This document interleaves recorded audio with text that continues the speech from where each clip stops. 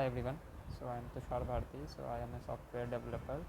So I am currently working as a 5G software developer in a telecom domain. So I almost carry a 4 year of industry experience. But today I am here to teach you some physics concepts.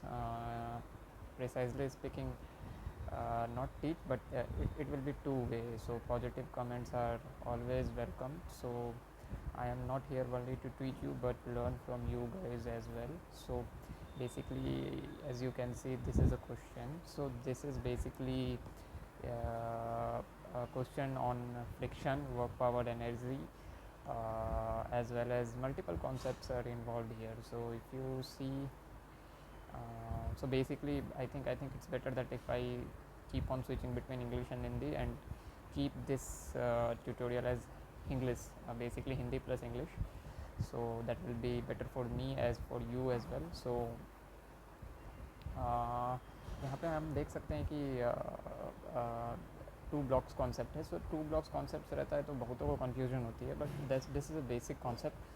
सो हम अगर इस question को पढ़े तो इसमें दिया हुआ है कि in the figure shown there is no friction between B and ground. So अगर हम नॉर्मल चलें तो अगर हम इसको ए माने और इसको बी माने तो there is no friction. So it means that this is completely smooth, this ground and here mean is zero. Now A is of M, B is of 2m. So let's say अब क्या कह रहा है ये, अब कह रहा है कि हमको बताना है, और यहाँ पे इन दोनों के बीच में म्यूज़ है 2/3. Okay, mu is 2/3 between A and B. अब हमें बोल रहा है ये सारे ऑप्शंस हैं और हमको देखने हैं कि the net work done on block A with respect to B is zero and what. So एक तरह से ये टू ब्लॉक सिस्टम से, तो एक तो फ्रिक्शन का कॉन्सेप्ट है, फ्रिक्शन टू ब्लॉक. दूसरा यहाँ पे अगर आप नीचे और फर्दर पढ़े तो आपसे ये वर्क डन पूछ रहा है, और ये विथ रिस्पेक्ट टू ग्राउंड है, विथ रिस्पेक्ट टू ग्राउंड है, और यहाँ पे ये विथ रिस्पेक्ट टू बी पूछ रहा है. तो मतलब रिलेटिव की कॉन्सेप्ट्स हैं, रिलेटिव एंड वर्क के. तो तीन कॉन्सेप्ट्स मिला के ये एक क्वेश्चन फ्रेम किया गया है. तो फर्स्ट ऑफ ऑल हम ये जानेंगे कि ये टू ब्लॉक सिस्टम्स क्या होता है. तो जैसे मान लेते हैं कि ए और बी है, mass of F, mass M and 2m. तो हमको बोला गया है कि यहाँ पे एक एक्सटर्नल फोर्स एफ जो कि mg के बराबर है, इसमें अप्लाई किया गया है, और हमको बताना है कि ये सारे ऑप्शंस में से कौन से ऑप्शन सही है या नहीं.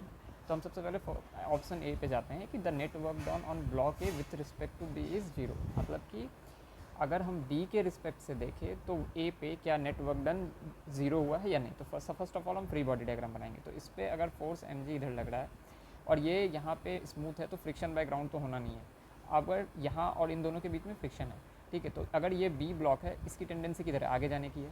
तो हम इस पर अगर फ्री बॉडी का डायग्राम बनाए तो इस पर एक force F which is equal to mg, और इसकी टेंडेंसी आगे जाने की है due to this external force. तो friction will be opposing the tendency of motion.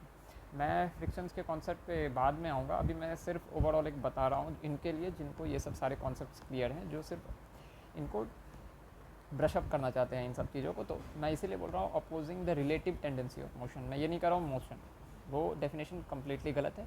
मैं कह रहा हूँ friction opposes the tendency of relative motion between two surfaces. So B यहाँ पे आया. अब उसी तरह से ए पे अगर क्या होगा, इंटरनल फोर्स से फ्रिक्शन, तो अगर इक्वल एंड अपोजिट, सो ए पे कहाँ लगेगा, आगे एफ, इस तरह से. तो अब क्या है कि ये हो गया. तो टू ब्लॉक सिस्टम्स में हम क्या करते हैं कि हम सबसे पहले एज्यूम करते हैं कि मान लेते हैं कि ये दोनों ब्लॉक टुगेदर मूव कर रहे हैं, ठीक है. तो अगर हम मान लें कि ये दोनों ब्लॉक साथ में जा रहे हैं, जैसे ए है और बी है, ये दोनों साथ में जा रहे हैं. लेट्स से कि दोनों की एक्सेलरेशन ए है. जब तक दोनों की एक्सेलरेशन सेम नहीं होगी तो वो एक साथ नहीं होंगे, तब उन दोनों के बीच में स्लिपिंग होगी. तो अभी हम फिलहाल मान रहे हैं कि ये दोनों ब्लॉक एक साथ मूव कर रहे हैं. It means that there is no slipping between A and B. So F minus F equals to let's say कि एम ए का मास, बी का मास क्या है, मैं पहले बी का लिख रहा हूँ. तो एफ माइनस बी का मास 2m है, तो 2m इंटू ए. और उसी तरह से ए का मास m है, तो एफ इक्वल्स टू क्या हो जाएगा, एम ए. नाउ अगर हम इन दोनों इक्वेशन को ऐड कर दें क्या हो जाएगा, F equals to 3ma. F by 3m equals to a is the acceleration with which both blocks are going to move together. ये हमारा हो गया. अब हमारा क्या है कि अब हम कोशिश करते हैं कि हम f को फाइंड करें. तो f तो हम पता नहीं है स्टैटिक है ये क्या है, तो हम सबसे पहले f जो होता है less than equals to F max होता है. तो हम लिमिटिंग वैल्यू फाइंड करेंगे. तो लिमिटिंग वैल्यू क्या होती है, म्यू m. तो फर्स्ट ऑफ ऑल अब एन फाइंड करते हैं। तो इस पर फ्री बॉडी डायग्राम अगर हम बनाए तो इस पर क्या लगेगा एम जी, इस पर क्या लगेगा normal, normal by A B, B पे क्या लगेगा एम जी, तो इसकी एम जी क्या हो जाएगी 2 एम जी। इस पर क्या लगेगा normal by ground as well as normal, B पे क्या लगेगा नॉर्मल बाय ए बी, इस तरह से। तो M G equals to normal by A B. तो एम जी कितना है इसका, एन ए बी कितना हो गया एम ये, तो एफ जो है हमारे पास क्या है mu N A B which is less than equals to F max. तो हम यहाँ पे क्या डाल सकते हैं mu into M G equals to less than equals to F max हो जाएगा, ठीक है। तो ये हो गया। इसको थोड़ा चेंज करते हैं, एफ जो है लेस देन एफ मैक्स है एंड हम एफ मैक्स फाइंड कर रहे हैं, तो F max equals to mu N A B और mu into N A B जो है हमारा एम जी है, ये है एन ए बी हमारा एम जी है, तो म्यू एम जी हो गया, ठीक है। तो हमारे पास एफ आ गई, एफ मैक्स की वैल्यू आ गई। अब हमें पता नहीं कि फ्रिक्शन कितना है, ठीक है। अगर हम इस इक्वेशन में अब हम ये रख चुके हैं, ठीक है, और हमारा म्यू का वैल्यू 2/3 है, तो हम लेट से कि एफ मैक्स जो है हमारा 2mg/3 हो गया, ठीक है। यहाँ तक क्लियर है। तो अब हम जान रहे हैं कि हमारे पास ये होगा, ठीक है। अब हम कह सकते हैं, अब हम यहाँ पे इस इक्वेशन पे f/3m a आ गया, तो हम इस इक्वेशन सेकंड इक्वेशन में a की वैल्यू पुट कर देते हैं, f equals to m into f/3m। तो अगर हम ये कर दे कैंसिल कैंसिल, तो f equals to f/3, f हमारे पास क्या है mg, ये f हमारे पास क्या है यहाँ पे अगर देखें बच्चों तो f mg है। तो आप देख सकते हैं कि mg/3 आ गया f। तो f जो है लेस देन है f मैक्स के, it means that this is not going to sleep because mg is less than mg/3 is less than 2mg/3, it means it is a static friction। static friction है तो इसमें बीच में relative slipping नहीं होनी है, तो इसके बीच में स्लिपिंग नहीं होगा। तो अगर स्लिपिंग नहीं होगा तो अब b के रिस्पेक्ट में a हमेशा रेस्ट पे रहेगा। तो ये अगर रेस्ट पे रहेगा तो a जो है वर्क डन बाय a जो होगा ये 0 होगा, इट मीन्स कि ये स्टेटमेंट सही है, ठीक है। तो हमारे पास f की वैल्यू mg/3 है, जो कि इसका अगर हम प्रॉपर फ्री बॉडी डायग्राम बनाए तो a पे mg लगेगा, नॉर्मल आएगा, ठीक है, और f आएगा, तो f जो हो जाएगा mg/3 हो जाएगा। अगर हम b पे देखें तो 2mg आएगा, एक्सटर्नल फोर्स f है which is equals to mg, यहाँ पे नॉर्मल आएगा बाय ग्राउंड, नॉर्मल रिएक्शन आएगा ये, और इस पर भी एक फ्रिक्शन लगेगी ये जो कि mg/3 की होगी। तो आप अपन देख सकते हैं कि ये a और b के बीच में ये जो है फ्रिक्शन है, नेट जो है स्टैटिक है, इसका मतलब कि ये जो है कभी भी मूव नहीं करेगा, a and b together move करेंगे इस एक्सेलरेशन से, बट a और b के बीच में कोई भी रिलेटिव स्लिपिंग नहीं होगी, तो b के रिस्पेक्ट में a हमेशा रेस्ट पे रहेगा। तो अगर a हमेशा रेस्ट पे रहेगा तो वर्क डन जो हो जाएगा with work done on a with respect to b क्या हो जाएगा 0। तो first statement is always correct, so that is a correct option. अब हम आगे के ऑप्शन पे प्रोसीड करेंगे, but before that I think कि ये आपको क्लियर होगा। एक बार फिर भी मैं बता देता हूँ कि हमने सबसे पहले फ्री बॉडी डायग्राम बनाया f इक्वल्स टू mg, फिर उसके बाद यहाँ पे f इधर डाला और इसका ये डाला, क्योंकि हम ऐसा डिफाइन कर रहे हैं कि ये b जो है इधर जा रही है तो इसकी रिलेटिव स्लिपिंग अपोजिट डायरेक्शन में इधर होगी। उसी तरह से फिर हमने a का माना कि friction are opposite and internal force and in opposite direction, तो f इस पर आगे की ओर लगेगी। उस हिसाब से हमने कैलकुलेट किया, हमने एज्यूम किया।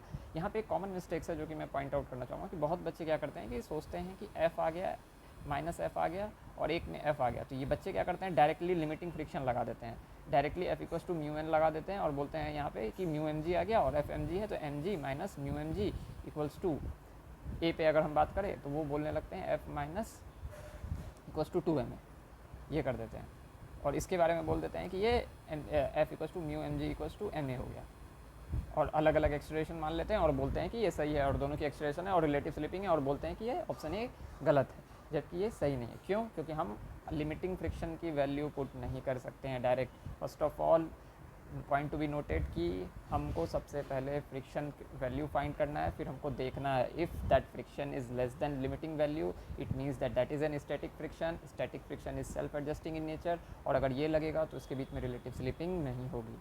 फर्स्ट ऑफ ऑल ये हमको क्लियर रखना है। तो दिस इज़ रॉन्ग, हम डायरेक्टली लिमिटिंग वैल्यूज़ नहीं डाल सकते हैं कि f माइनस एफ कर दिए for block B and this for block A, और हम बोल दिए कि M G minus mu M G कर दें और म्यू एम जी बराबर MA2 और 2MA1 कर दें, ये रॉन्ग है, ठीक है। तो आई थिंक ऑप्शन ए हो गया। अब ऑप्शन बी पढ़ते हैं क्या है। ऑप्शन बी है कि the net work done on block A with respect to ground for displacement S. तो ये तो काफ़ी ईजी हो गया क्योंकि हमने फ्री डायग्राम बना दिया क्या है on block B, block A, अच्छा okay, so block A this one, so block A, तो ब्लॉक ए पे है, तो मैं थोड़ा सा पेन चेंज कर लेता हूँ, तो ब्लॉक ए, ब्लॉक ए, तो ब्लॉक ए ये हो गया, ब्लॉक ए पे M G normal by A B friction which is equal to M G by 3, ये एम जी है, ठीक है। तो अगर मान लेते हैं ये कह रहा है कि अगर ये एस डिस्प्लेसमेंट किया है move with respect to ground, तो इसका work done on A with respect to ground क्या होगा, तो हमको ये पूरी तरह से ग्राउंड फ्रेम पे देखना है। तो ग्राउंड फ्रेम पे इसको ये ऐसा दिख रहा होगा, ये एक सेटअप है जो कि ग्राउंड फ्रेम पे ऐसा दिख रहा होगा। तो अगर मूव किया है तो वाई डायरेक्शन में तो कुछ नहीं होना है, M G equals to N A B है, तो it is going to move anyway, it is going to move with acceleration A, जो कि हमने फाइंड किया था प्रीवियस ऑप्शंस में, जो क्या है F/3m। तो इस ग्राउंड फ्रेम पे बैठे हुए आदमी को ये लगेगा कि जैसे मान लो अगर हम यहाँ ग्राउंड फ्रेम पे हैं, ये बंदा है, ये ग्राउंड फ्रेम पे है, हालांकि दोनों ब्लॉक मूव करेगी इसी एक्सेलरेशन से, तो उसको ये मूव करता हुआ दिखेगा, ये वाला भी और ये वाला भी, तो दोनों को, तो ये इसको मूव करता हुआ दिखा।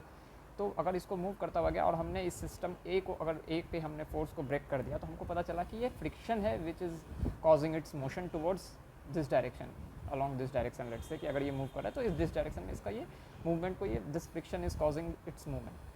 तो अगर हम मान ले तो इसका मूवमेंट, फ्रिक्शन भी इधर लग रहा है और डिस्प्लेसमेंट भी इधर हो रहा है, तो हमने माना है कि एफ, तो work done by friction on A equals to F into S, S माना है हमने, तो एम जी एस बाई 3 हो गया। तो यही आंसर होगा हमारा, तो है ये यस। अब हमें पूछ रहा है बी के रिस्पेक्ट में विथ ग्राउंड, तो आप मान लेते हैं अपन कि बी पे क्या है, ये बी है, ये 2mg है, यहाँ पे n ग्राउंड है, n ए बी है, यहाँ पे फ्रिक्शन है, ये एक एक्सटर्नल फोर्स है। तो इस पे टोटल फोर्स कितना लग रहा है, work done by friction plus work done by F equals to change in kinetic energy delta K, it is work energy theorem, ठीक है।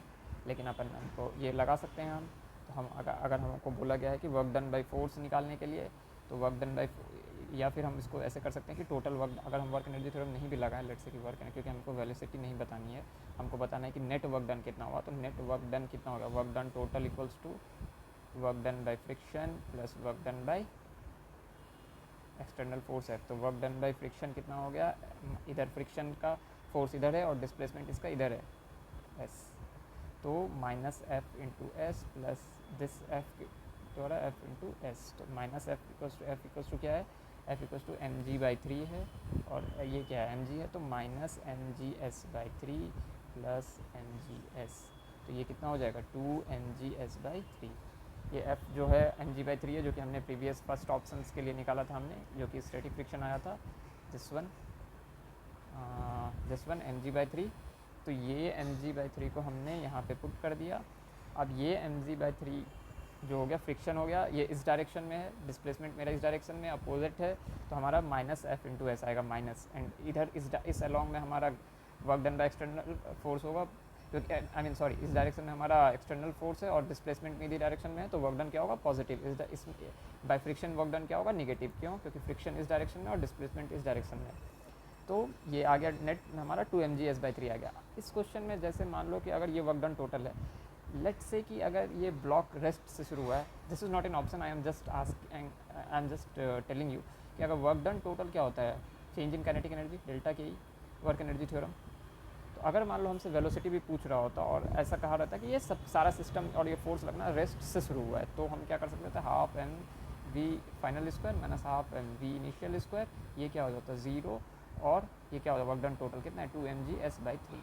तो हम इससे यहाँ से भी हम अपना वेलोसिटी भी बता सकते थे कि ये किस वेलोसिटी से ब्लॉक भी मूव करेगा, बट वो हमारे ऑप्शंस में अभी नहीं है, ये नहीं पूछा गया है, तो इसके लिए अभी छोड़ दो। तो हमको सिर्फ ये बताना था कि नेट वर्क डन, तो वर्क डन टोटल ही जो है हमारा क्या होगा नेट वर्क डन होगा, और ये किसके द्वारा किया गया है, एक एक्सटर्नल फोर्स के द्वारा, एक इसके द्वारा। अगर चाहें तो हम इसको उस तरह से भी निकाल सकते हैं कि अगर हमको वर्क डन नेट निकालना है तो हम पहले एफ नेट निकाल लें, वर्क डन नेट के लिए हम पहले एफ नेट, मतलब सेकंड अप्रोच है ये।